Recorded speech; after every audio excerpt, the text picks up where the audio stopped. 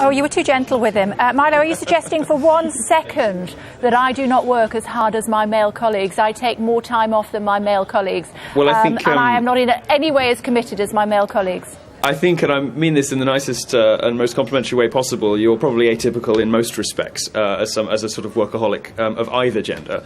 You're probably not typical of women. You're probably not typical of anyone in the kind of work that you do. What I'm talking about is not, bashing women for not putting in the hours. What I'm saying is, in general, women look for different things from life. So they look to fulfill themselves, to flourish in slightly different ways.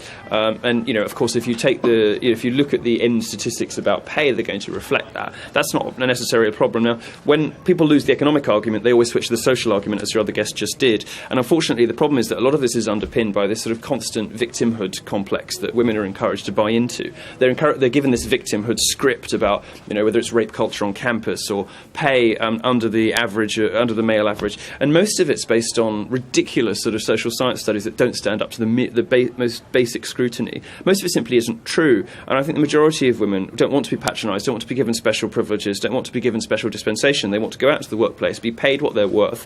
And, of course, if they want to raise a family, they're not going to get to be CEO or not going to get to, to be a partner in a law firm. You can't have it all.